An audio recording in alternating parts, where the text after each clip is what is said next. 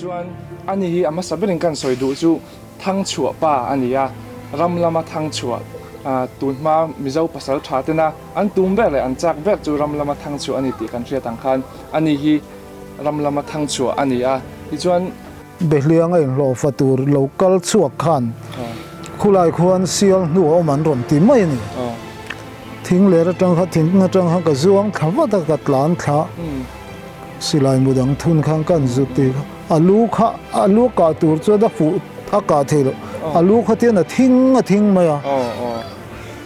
ka wan nei ang renga sangal hi ka kap tam ang reng khop mai he sarwal te chu thu khan ni sela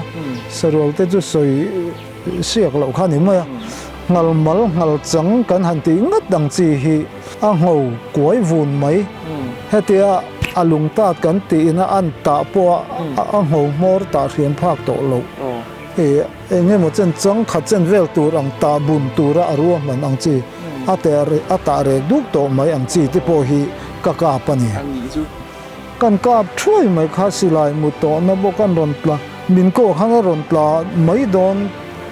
han ti vel khan midel don tlat mai khang ka khia chu kan ding nul mai kha min la don nge ma kha ron ba ya tum ke ma da tlan chet ai chuan ni ke ma kha min ron thi chi la tum to ni nge tu ran tin ka saton thei tu mai hi ni khim sa vom ni tam tak hi chen he game king lg kan teng chi silai mu tha kha ni bo ka khatian kai phein pot fan lai tak kha he mi an nak a ham hong tur ngei mai chen kan han kap ta phe hi kan mu ta mau do ka ra khan sa za ni ke yang ka te mau do ka ra khan ron sen kha zau kha ka mu phur tak mai khan sa za ka tum khan lung pui chunga khan ka lo dinga nim phen de lek se khan ka lo tin ma se an lo dok fa yan lo chuak kha alu kha biel de chui ta mo ya sa za lu ni lo tlat mai a kha te an ron lang che kha mei kha uai zu ta mai kha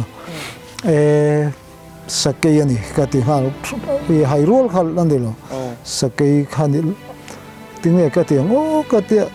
ka in ti pasal thave ta ni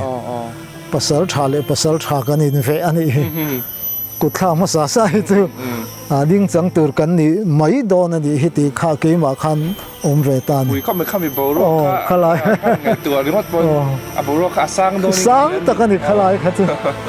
theng kha din fiam tu a khu chem the khu gral ve chi lim ti ham de le wang mun pungur chona phei kha chu na te long ani kha pa ro pu ne chol ni ta kha ni boka in khom ti vel ta chu ni da nga la in khom the sakei chu tu na en lo chu en tu rong lawang kal vek tu ra ti kha ti ong vel te kha ni wang mun phei cha pui chim tak tak yan ron en a long ron en da sam mai khot then nom ten ni boka mo